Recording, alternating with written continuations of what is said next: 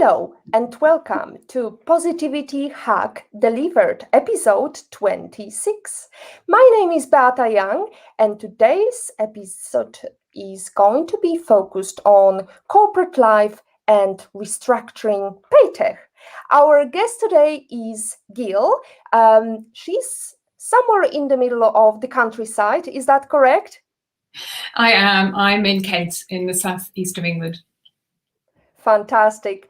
So today, Gail Armstrong is going to talk about her Paytech, her book, and also sharing with us some industry insights in case you want to consider your career in fintech. Let me remind you, this is a grassroots community that focuses on women on IT, an inclusive forum of women in technology, startups, and female leaders who are supported by men as well. And I bring heart to that hustle because empathy is my motto. And empathy is critical when you are jumping from corporate life to restructuring Paytech. The two most important days in your life are the day you are born and the day you find out. So Gail found out with her Paytech company that it's not always disadvantageous when somebody decides to shift from working for a big corporation to a smaller one. While the transition is difficult, it is better to find one's true passion, whether in a big or a small company. It is time for another Positivity Hack Deliver, and join us in the discussion with Gail, ask questions, and discuss with us. Gail herself shifted from working for a big corporation to growing an international Paytech effectively. Prior to pursuing her passion and growing an international startup, she was a managing director at Accenture, working with C-suite clients to create and implement innovative solutions to complex strategic problems. She was client account lead for both operations and technology in a top-tier global bank. Gail was also the people lead and the diversity and inclusion lead for banking, two things she's very passionate about. Gail is also an early-stage investor and non-executive advisor to scale-up fintech, legal tech, and femtech business. Gail, we would like to start with this new book you're talking about. Here is, we are going to show the cover of the book. Can you tell us a little bit about what's it about and when did you launch it? Sure, not a problem. Thank you very much, Sol, for the very warm introduction. So Reset Your Health Naturally actually was a bit of a hobby and something that I did for fun. I really enjoy food in all aspects, talking about it, photographing it and eating it. So that's one of my passions, and I also enjoy photography as well. And this came about actually because I was having, some I guess issues with my digestive system, and actually an alternative practitioner had suggested that I should cut back on sugar. And when I say cut back on sugar, she said you should do 30 days at least of no sugar. And I said, well, what can I eat? And she kind of looked at me and said, do some online research. So I embarked upon this 30-day of no sugar, which included, no fruit, no root vegetables, no bread, no meat, all of these things, no caffeine, which was very hard. It was even harder than the sugar. And so at the end of that period, actually it really helped. I was having some stomach cramps, etc. It really helped and the problem went away. And I thought that I would just put some of the recipes that I found helpful together and use it as an opportunity, as a project as well, to develop my food photography skills. And so I put the book together to make it accessible for other people who are advised to follow a similar sort of diet. Just to make it more recipes more accessible and have a better understanding of what might work for them. So I hope it's useful to people in that sort of situation. But it's not a diet that I would recommend for continuous sort of following, so to speak. Well, that's exciting to hear you're on a diet. I am on a diet almost constantly. It's called I would say yo-yo diet. You know, I keep on trying, but it's not helping in a way, shape, or form. So I can see that you're definitely very strict with your approach to your dieting. And this is probably quite helpful when you are restructuring a Paytech company. Can you tell us a little bit about how you approach that? Sure, not a problem. I wouldn't necessarily link the two. I think about food as living a healthy lifestyle on a day-to-day basis. However, I am pretty disciplined, and that definitely is helpful when you're starting a new business. It can be quite challenging. There's a lot of unknowns. So where do you start? What do you do on a day-to-day basis? And also to keep going, having come from the corporate world, suddenly I didn't have, a kind of performance development structure, if you like, and management and so on. I was entirely accountable for getting down and doing the work myself. Many things that are quite complex, things that I hadn't necessarily done before and had to upskill in. So definitely being disciplined and structured has certainly helped to start the business. Great. I've seen your family delivering some coffee to you, so I understand this diet is no longer the case with you. You enjoy your coffee. I can sympathize with that because I used to run a coffee business, so I can't start my day without a cup of coffee, which is so unusual because usually Britain, you have your 5 o'clock tea and your tea with milk, and it's quite interesting to hear that you're enjoying coffee more.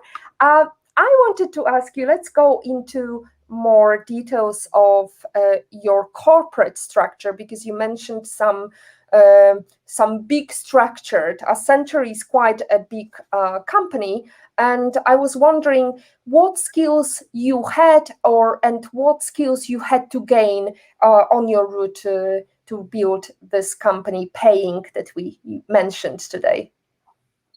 Sure.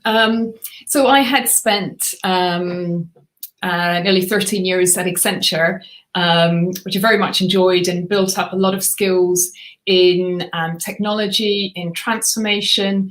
A lot of what we do on a day-to-day basis is just problem solving for our clients.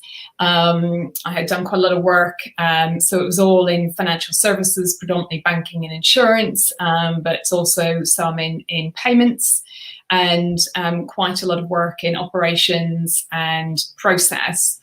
So, and then there was obviously a sales aspect as a managing director. You're obviously accountable for sales and for running, large projects, accounts, revenue, effectively a P&L for your client. So all of those things were very helpful. If you think about setting up a new business, you're looking to problem solve and create new solutions and innovations for clients. You're looking to create structure around how you do your business. You obviously need to sell. If you don't have sales, you aren't going to have much of a business. And so there was a number of aspects there that are the foundation of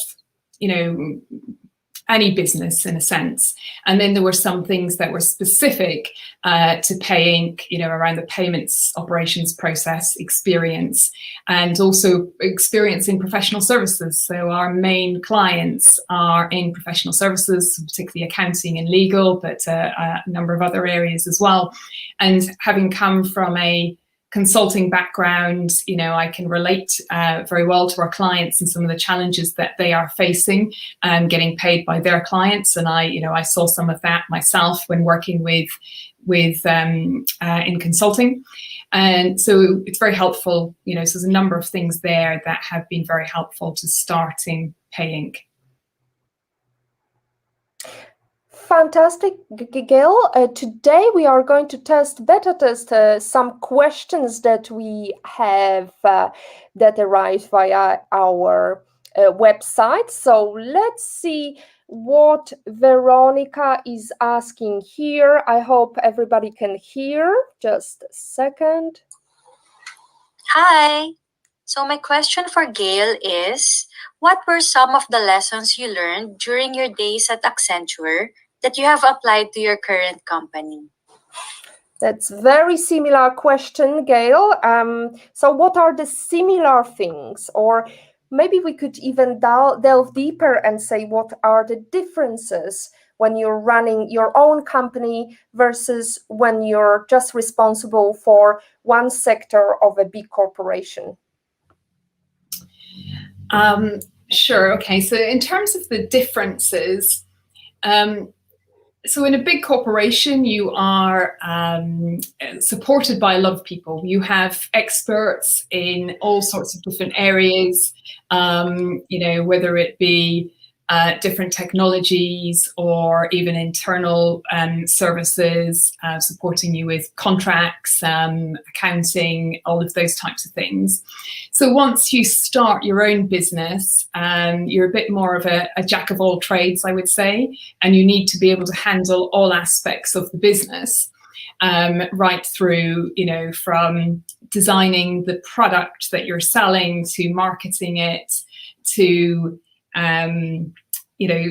selling it and, ongoing customer care as you move forward and building out those relationships and maintaining them and responding to customer needs.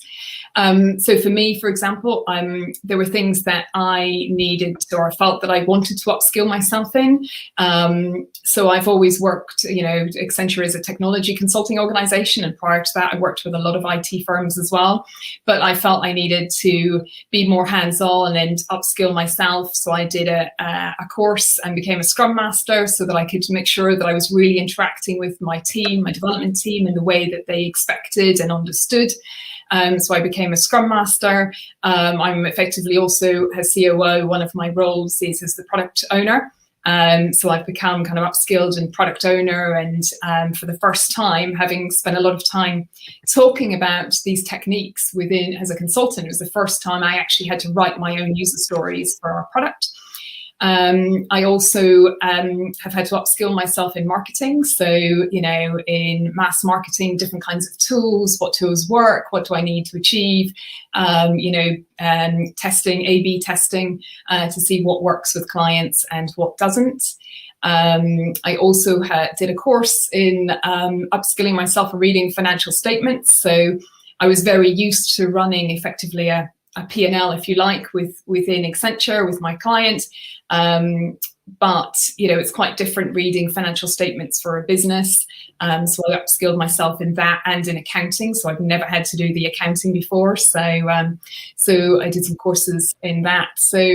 And I'm always reading and learning. I read a lot of books by other entrepreneurs and had been doing so for some time before, before I left Accenture. So it's always been something that has interested me, and I've enjoyed learning from other entrepreneurs and their journey and their story. So everyone, you can learn from Gail tonight. You can ask a question. We've got some more questions recorded. We are going to share the recording link next week, so you can record your questions for our guests. But in the meantime, I just wanted to say kudos to you. It's quite an interesting struggle to be a Scrum Master, a little bit of accountant, a little bit of marketing guru, and be able to also look after your family, because you are having help, I guess, from your mother that I've seen yesterday in your call. So my son's at school. So most of the time now, my husband and I are very much the primary carers. When I was at Accenture, because I traveled a lot, and so did my husband, actually, we had a lot of help. But mostly family members. So my mum and my parents-in-law, who've all been absolutely fabulous. We also have basically someone who we treat as a member of the family, Sophia, who often spends time with my son after school and teaches him Spanish, and holidays time as well. She spends time with him. So she's pretty much got my son fluent in Spanish, which is amazing. Now I have a bit more flexibility. One of the things about setting up my own business was that I wanted to have more flexibility to spend time, more time with my son. So I'm around more often and do spend more time with him. Although today he's luckily out of the house, otherwise he would probably make an appearance, but he is at a play date this afternoon. Great. Well, I hope he's going to watch you, because it's definitely something exciting for kids to have mom on the screen. My daughter is 21, so she's not so excited anymore. It's same old. But we've got Trixie Lopez. She's asking, she's actually saying it's great book, so interesting. I am curious, how do you manage to your work-life balance, Gail? Good question. I would never say that it is easy. And actually, I talk more about what I call work-life integration. In fact, I can't take credit for that name, though, because it comes from a book by Mike Tobin, who is a friend of the family. And so Mike talks about work-life integration. So how do you get the best out of the things that you want to do personally and professionally, and how do you balance those together, and what compromises and etc. do you need to make? So I talk more about work-life integration, and I would say, you know, I'll duck out in the middle of the day if my son is doing something at school and I want to go, or I need to take him to an appointment. You know, all of those types of things, you know, I want to fit those in as well as running our business. Last year was a brilliant example. So when we were homeschooling, so I did homeschooling in the mornings, and I really didn't start my business day till after lunch. However, it was quite helpful. Some of my clients are overseas, so with time zones actually meant that I could do all my client calls in the afternoon and pick up things that I needed to a little bit later on in the day. So I'm very lucky. One of the things that when I was looking at, you know, starting my own business, and actually had a lot of ideas, and for a long time I had a little booklet, a notebook where I was writing down lists of things, and I've been even experimenting with things in my kitchen. I told you I like food. But even with the things that I was experimenting with, what I realized was that they were going to be very kind of physical, tied to a physical location, and very time intensive, for me at least, to get the business going. And I realized that as starting a new business, one of the things that I wanted to make sure is that I could have a lot of flexibility. So our business is 100% remote, you know, remote working, etc. Certainly at the moment. And so I wanted to have a business that allowed me to be very flexible in where and how and when I worked. And so it's been really nice to have that control, and that has certainly helped with work-life integration. So work-life integration is the new term instead of work-life balance. I wanted to ask you, because you mentioned you started your business before the pandemic started, shortly before, right? When was it? Actually, just after. So I was still in a sort of big corporate world at the beginning of the pandemic, and then started my business in COVID. Yeah. So what was the biggest struggle for you? Starting the business during COVID, or adapting to the new way of life? Starting the business. I think it's a you know, quite different dynamic when you already have got an existing business, your client base, and you can pivot. Whereas starting the business, I'm not sure. Yeah, so I guess the biggest challenge is starting the business. In the early days, there was quite a lot of intensity around very quickly building our product. and doing that remotely with a new team that we had, just onboarded. So it was creating that team, learning how to work with those individuals, bringing together as a team, creating our culture as well. We were really starting from scratch. And, so we had a lot of activity kind of during the day, working hours, with the team, etc. And then alongside that, we also had to start creating, some of our policy documents and, all of the, terms and conditions for our clients, etc. So we had a very exciting but intense, really it was 4 months from when we sort of started the business to building out the Paytech product and software, and then to launching that and onboarding clients. So that was, it was probably juggling all of those balls at once, meanwhile kind of upskilling ourselves to make sure that we had the skills to do what we needed to do, at least to get things to a good enough standard.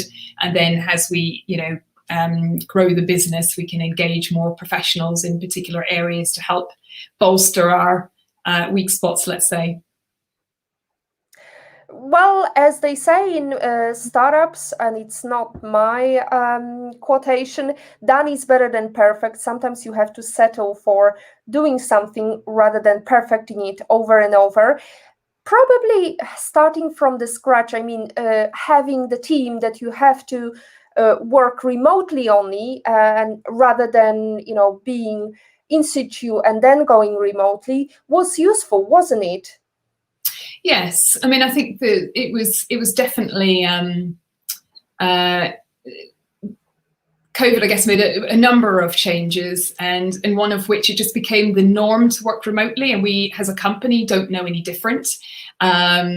And so absolutely, I think that that's been, a good thing, and has given everybody, it's helped us create our own culture as well. We very much talk about being sort of family first, and our kind of remote working culture means that people can be at home and they can pop out. So several members of our team have their own family, etc., and they can pop out if they need, to take kids for an appointment or to do something with the family, or even if it's just to go to the gym. We're really supportive of that.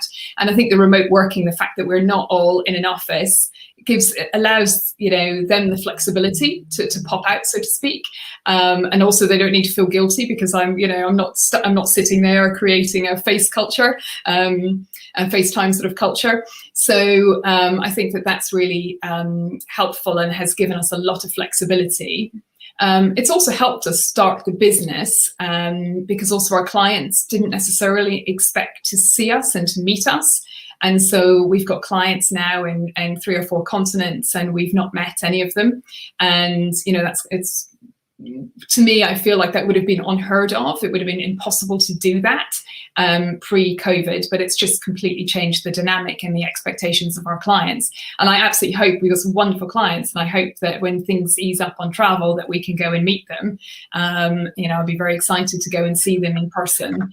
Especially after the relationships we've built online, it will be really nice. But there hasn't been that expectation to have an office as well, for example. So quite often, as a payments or Paytech or a software company, you would be expected to have an office in in the UK. It would be expected to be in London or another major city, and we haven't had that expectation. And you didn't have that expenses, right? So that's definitely in plus. Yes, so I'm sorry I'm occupying all your time with my questions. It's time to get our community going. We've got IPOVIT in Patrick's opinion. Patrick is again with us asking his questions. Hi, Gail. Lovely to see you. What are the biggest opportunities for a payments company such as yours?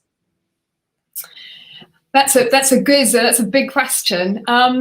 So there are a lot of opportunities. We are servicing effectively a niche in the market. You've got payments companies, got invoicing companies. Effectively, we are bringing together the kind of 360 degree from the work being done, invoice being sent out, automated processes around that, streamlining the payments process, and then reconciling.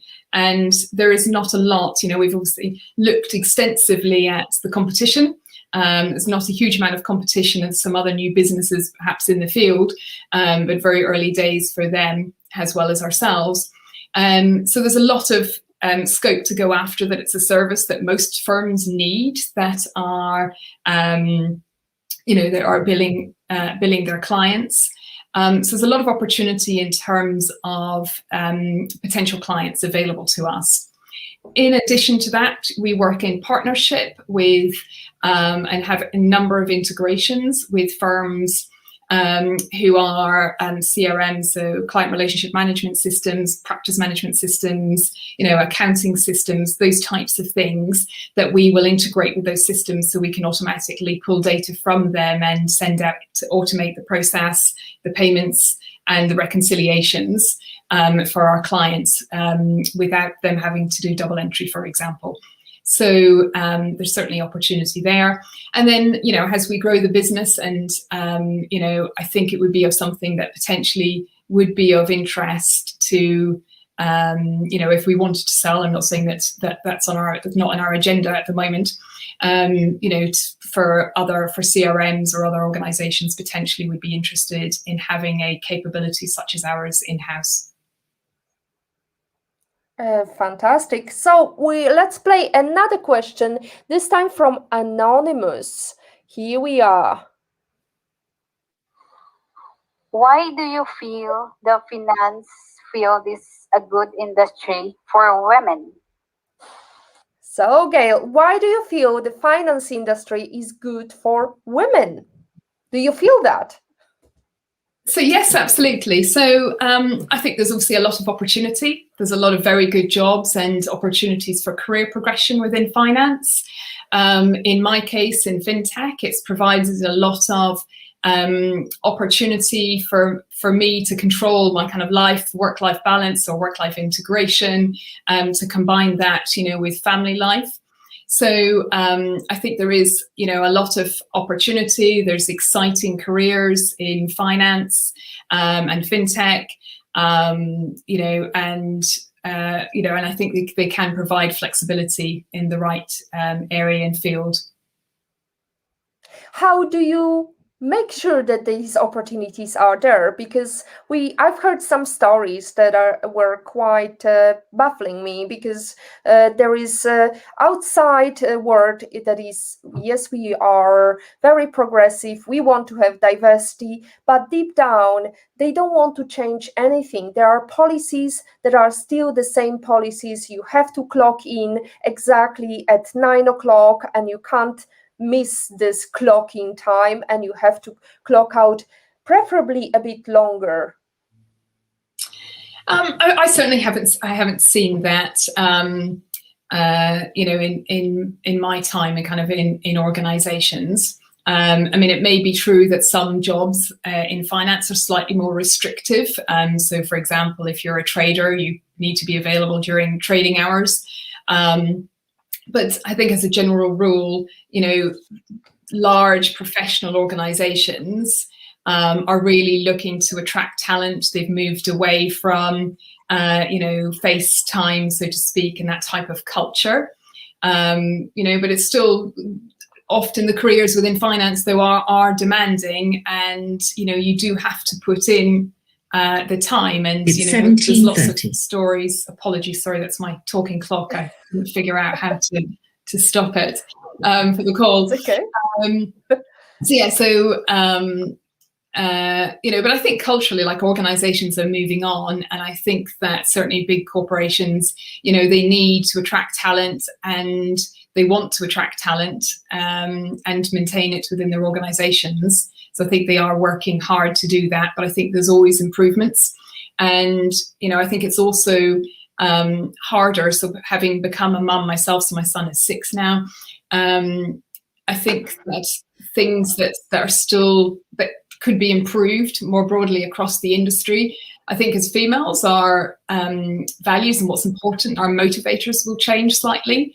And I never thought I'd say this. I was really career driven. But I think now that I'm motivated more so now to build something for my family, and that it gives my family flexibility. And I can see that, my son is thriving, from having me around more. My relationships generally, and part of this is driven by COVID. Actually, people have, in a funny sort of way, more time because you're not commuting, you're not traveling. My family relationships, my friendships, etc., are better and stronger because I've actually got more time to focus on those things. Well, that's again going back to work-life integration. I have to mention the fact that I was reading today, somebody sent me, I think it was IPOV, sent me this article in CTAM where basically London is struggling finding people, and in order to attract the talent, suggesting that we should all consider not only remote working, but also the talent that has got the potential, not necessarily the titles, whether they finish the right university. As you said, you're walking the talk because you became Scrum Master just for the sake of your company, probably without title, right? You learned it the hard way from your developers, right? So I did do a course. And I did do the Scrum Master exam. I forget the Scrum Master Scrum Institute or something like that. So I did do a qualification as such. But yes, so was there another part to your question? No, it was just a comment, Gail. I'm very happy to continue. There is praise from IPOV, Patrick's opinion. Thank you, Gail. Great answer. So much opportunity abounds. And we've got a question from Olga Vasina. Great show as always, Beata. Thank you. Gail, welcome. If you look at FinTech or even just Paytech, how do you think it will look when your son is an adult? That's a tricky one. That is indeed. Thank you, Olga, for the question. So yeah, a good question. I mean, I think it will be very different. I mean, from what it is today. I mean, I'm trying to think of the kind of next generation. I haven't given it a lot of thought, but the kind of next generation of, my son's paying, obviously today we're paying by watch, but it's almost, will we all be chipped and be paying, by chip, so to speak, and not have to carry our watch or our wallet or, e-wallet, etc. So I think that there could be major sort of developments there. Clearly over, and COVID has been actually a very good driver to more online payments, so there will be more simplification of payments processes and, a much greater a continued move to online. Will cash still exist? Maybe there'll still be a few stalwarts out there that are reluctant to move away from cash, but I would expect that it will be, much less in circulation, and you'll see more drops as you've seen over the last sort of 18 months since the pandemic commenced. So you have a triple question. I wish I had a crystal ball. Oh, absolutely. Well, you're at the forefront of changing the dynamic for your son and for others. Paytech is definitely a very exciting subject, and there is a lot of wishful thinking, but it's a very, I would say, very traditional business model, and it's very difficult to change people's mindset and think outside the box. How did it happen for you? What was the company structure as you came in, and what did you change to achieve the new heights? So when we started the business, we were mostly focused actually on providing payment plans for law firms. So we would run the software and the technology to allow legal firms to provide payment plans effectively to their clients. So, for example, it would be targeted at law firms who were looking at family law, immigration, so not corporate or business to business, but business to consumers. And so we started looking at that.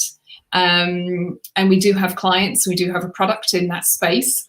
But what we found, as we were trying to find our product market fit, and it took some tweaking and adjustments and being a little responsive, we found increasingly that the demand and the opportunity in this space that we sort of pivoted to around payments, accounts receivable, and that sort of 360 degree from work through to cash and reconciliation, was just an area where we felt that there was more potential and more opportunity, and also better lent itself to my skill set and the skill set of my business partner. Well, ladies and gentlemen, as we've heard from Alexa or whoever was talking at Gail, we are past half an hour. We've got another less than half an hour to go. So please let these questions come in. We are on LinkedIn, Facebook, and YouTube. If you have any question for Gail or any observation regarding Paytech or any idea for Gail's business, please speak now. Can you share a story, because you've been working with Femtech, you mentioned that you're an early investor. Can you tell us a little bit about that part of your passion? Yeah, so most of my kind of investments to date have been fintech, and obviously Paytech being one of those as well. On the femtech side, so I have engaged with a number of sort of female entrepreneurs, and one of the drivers behind femtech is because I want to be more supportive of female entrepreneurs, and there tends to be a link in the femtech space.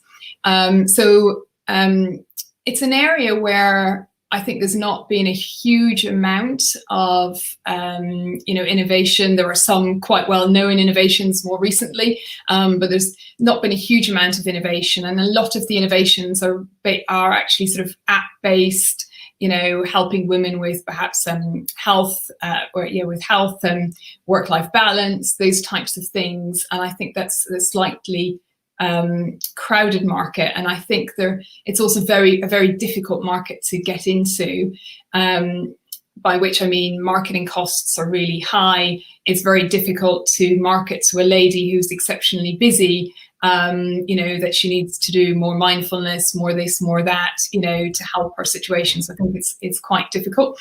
So what I'm finding is it's quite hard to actually identify areas that I would, like to invest in. So it's an area that I hope to see, more innovation, more new startups. Unfortunately, I don't have lots of brilliant ideas myself. Otherwise, I probably would have done that, as well as Paytech.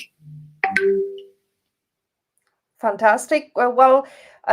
Fingers crossed for that, because definitely there is a huge room for improvement, and somehow we are not being marketed towards. There is actually a study that shows that women are the CFO of the household. So we make the decisions of how to spend money, where to pay, and how to pay, and when to pay.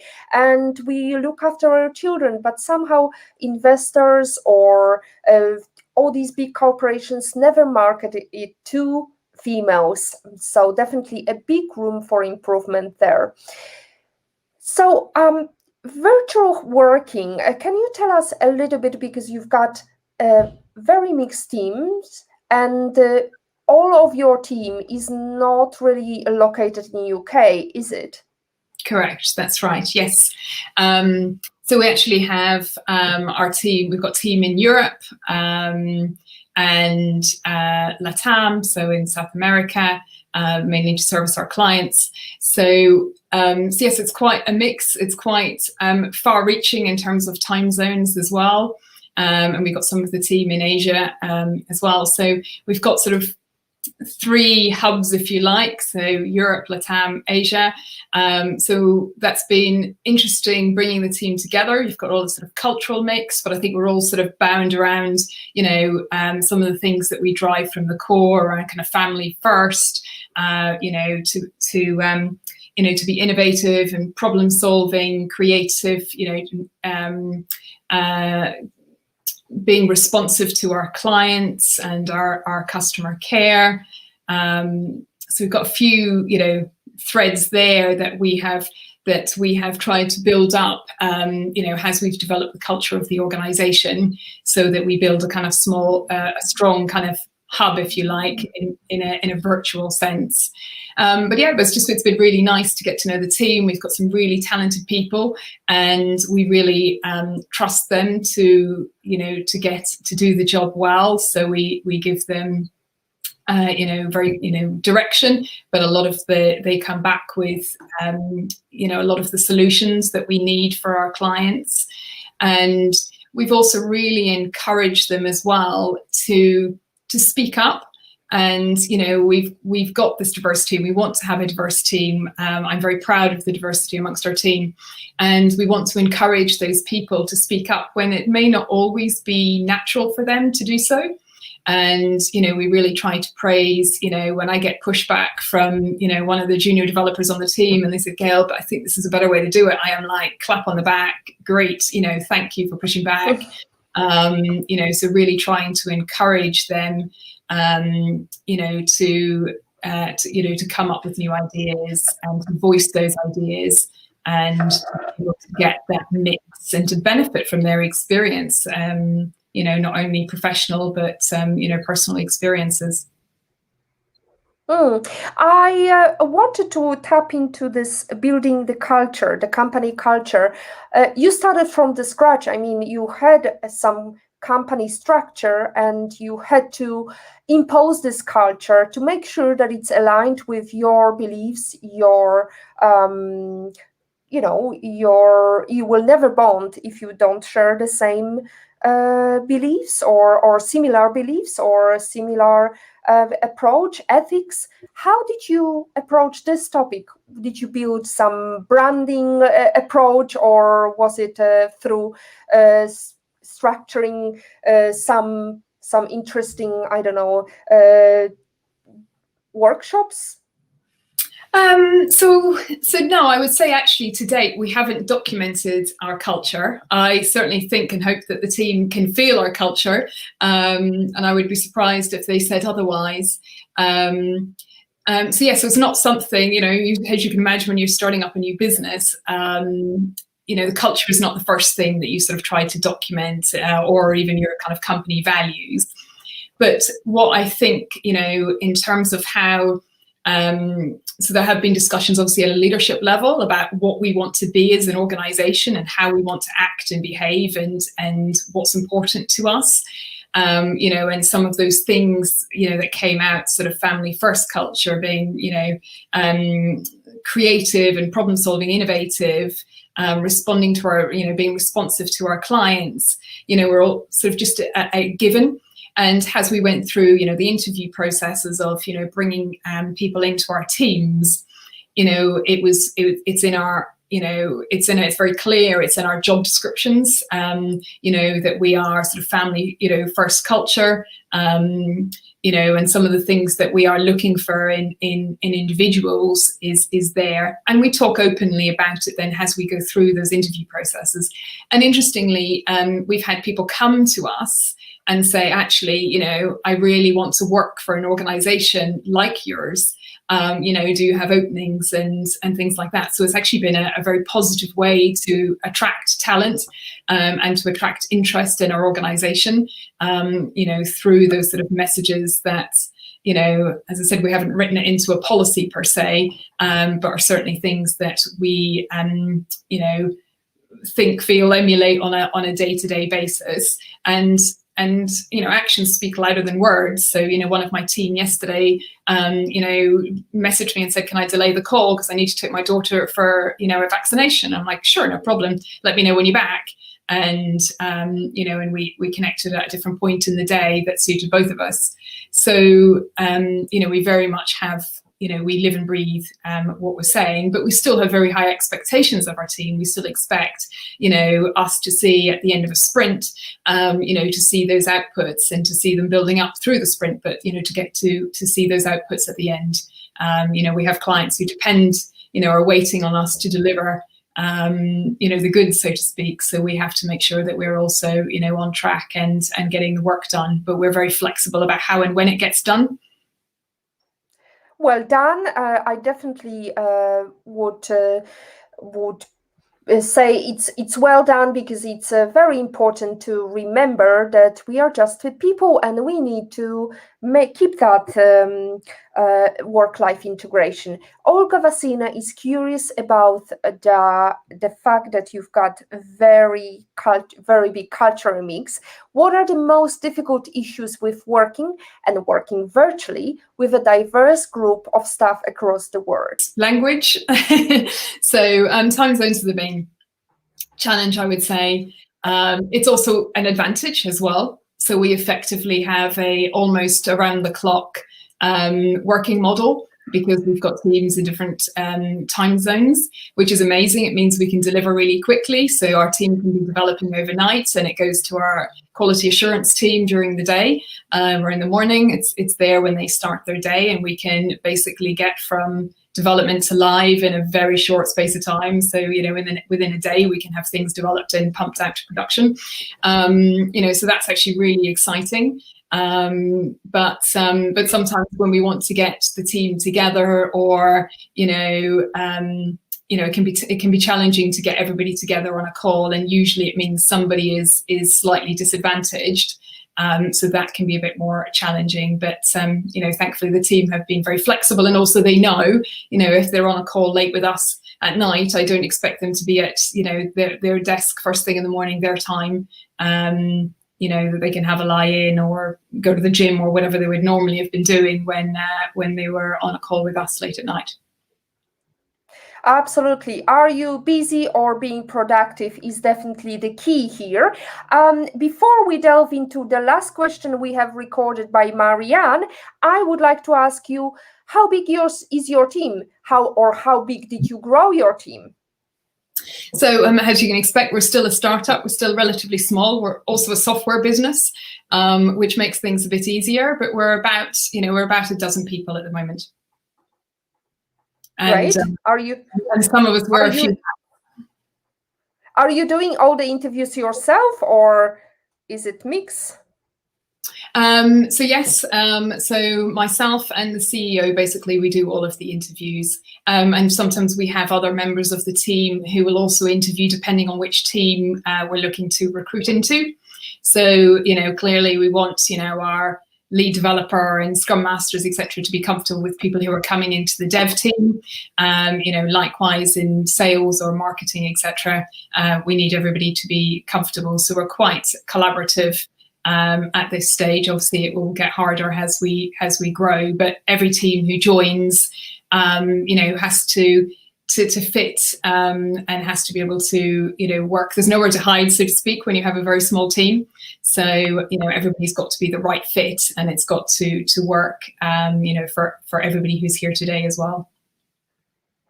Work to your advantage. So Erms is asking another question. Thank you, Gail. Olga is saying Erms is just making a comment. Another PhD with women on IT. It's better late than never. Hi, Beata and Gail. I am happy to see you and hear that you joined us, even if late. We've got a question from Marianne. Let's hear the question from her. Hello, my question is, what are your daily habits that you believe contributed to the success of your company? Thank you so much. Here we are. What are the daily habits of Gail? So I pretty much work out every day, and I know that that's not work, but I would consider a really important part of my working day, in that it sets me up for the day. I feel better having done my workout. I often have bursts of inspiration and will be seen on my stationary bike downstairs frantically sort of typing a message to myself so I don't forget. So I think that that's key, and it's really important. It's really important to focus on kind of your own physical and mental fitness first, especially when I spend most of my day sitting at a desk. Then I've got regular check-ins and regular routine with the team, looking at our sprints and our how we're progressing through the development and the work on a day-to-day basis. So looking at that and a routine, in all the different areas of the business, making sure that they are all progressing. So monitoring all of those. I'm also really avid and have always been very focused on goals, and whether they be personal, professional, or otherwise. So we always make sure that we have targets and goals in place, or OKRs, KPIs, whatever you want to call them, but just making sure that we've got those in place and that we're focused on and delivering those. So you have a team of some females and you've seen some females. What do you believe are the top 5 soft skills or career-driven females, in your opinion, should have? Great. Okay, good question. So coming at it from, say, an entrepreneur's perspective and as a COO, and I think over time also they're changing as well. And so I think increasingly creativity and problem solving is a key skill. It's a key skill in the business that I have today. In effect, we're solving a large, a specific problem for clients, or a generic problem, let's say, in terms of invoicing through to, payment accounts receivable, and all the analytics, etc., that go with that. So that's kind of the general problem, if you like. But within each of those organizations and each of the systems that we integrate into, there are always new challenges and things that we need to tweak, things that we need to do differently, new features that we need to develop to help serve our customers better. So I think creativity and problem solving is really important. I think having a growth mindset is really critical, and I'm always reading and learning new things, and I think that that's important. And if you move, say, to a new job, you'll feel, at any, in a new job, you've got to uplift your skills, and starting a new business is no different. But I think always on a day-to-day basis, that's important. Collaboration and teamwork, working remotely, etc. Those things are important. Adaptability, so environments will change, things move on. Even over the duration of my career, it's almost been broken into, give or take, 10-year chunks where I've been doing different things in each sort of decade. So being adaptable, changing to new environments, etc., is really important. And I think, as the pace, change is increasingly sort of fast-paced, I think it's really important to have that skill. So I think that's probably 4 of the top things. And learning to ask for a pay rise, which I'm personally not very good at, but at least now I just ask myself. So. Fantastic. We can all learn from your experience. Are you working on an exciting new project right now? I mean, there is one book. What would be the next book if it's happening? So there's no book in the pipeline at the moment. There may be one day. It's just something that I really enjoy doing. And it is a nice project for me in a sense, especially if I combine it with the photography, which I, obviously also enjoy.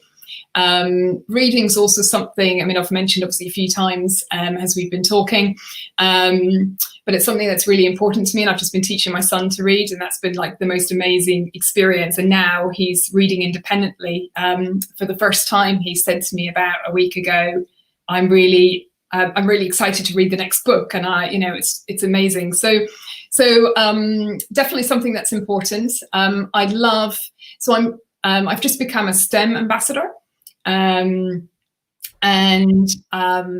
I think I like that concept of working with young people and getting them interested, hopefully, and excited about careers in STEM. I'd like hopefully I'm looking to find something else in that sort of space that really resonates with me, and increasingly that I feel that may be around kind of children's education and reading ability, etc. So that's something that's definitely of interest. Outside of Paytech in itself is obviously an exciting new project for us, but beyond that, I'm also an advisor to a very exciting and fast-growing company that's scaling up called Influencers Club. So it's been really exciting. They're a really young, dynamic team. They're growing quickly, so it's been really nice to work with them and actually to learn from them as well, particularly as they're in sort of marketing space. So it's been really exciting to learn from them, as well as to coach them and to help them with their challenges, and to talk with them on a weekly basis. I always feel excited, when I speak to them, and excited for their progress. Well, I think it's a great opportunity for you to share this video and share what you achieved and what you have done in the past as a great mentor and with great experience. They can definitely learn from your experience, and whether they are influencers in the fintech space or Paytech, whichever area. Can you please give us your favorite life lesson quote, and can you share with us the story how or why it is important for you? I actually probably not going to quite choose a life lesson quote, but I will tell you about a song, and it does contain a couple of quotes that I'm quite fond of. So actually, I can quite often be found in the gym listening to a song called "Energy" by a British duo called Disclosure. It's electronic music, if that's your thing. But actually, there's a couple of quotes in the song that I really, really like. And they released it during kind of the time of COVID, so it was because it had very positive kind of messages.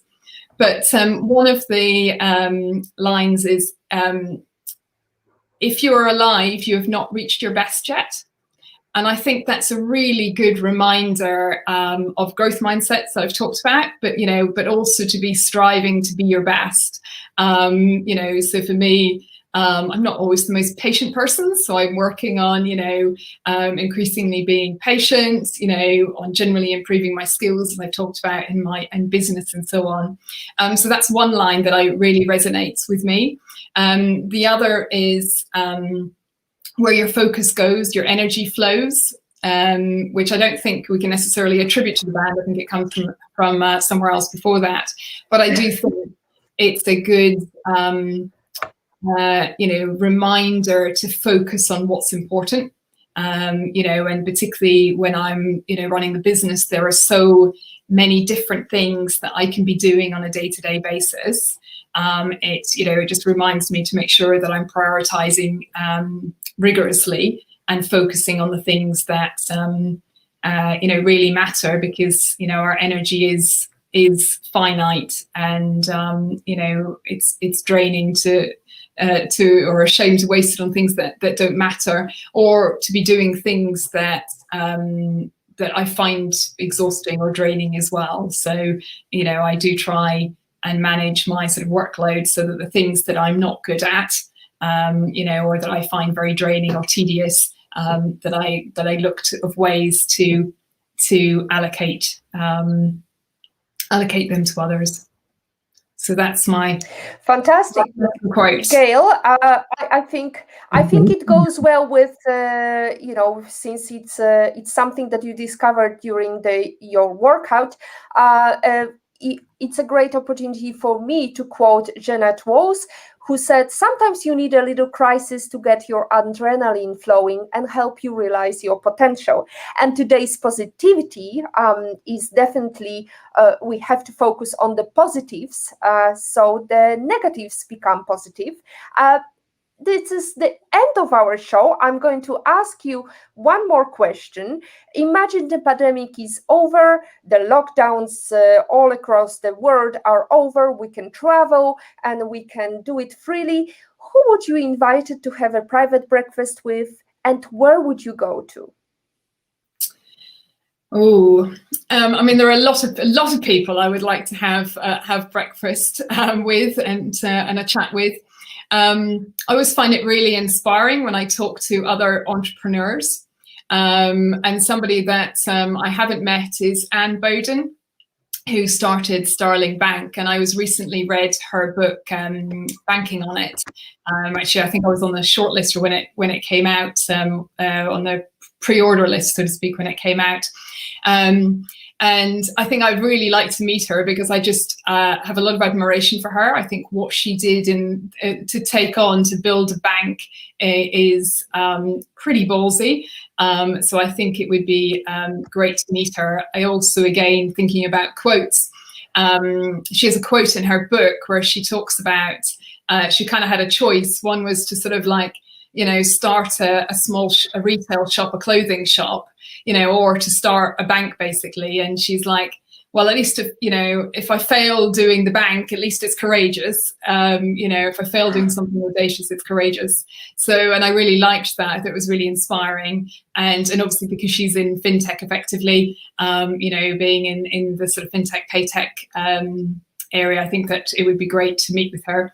And in terms of location, I'm just in the process of having a new orangery built, so I would be delighted if it was finished so you could come around for a coffee and pastries and fruit.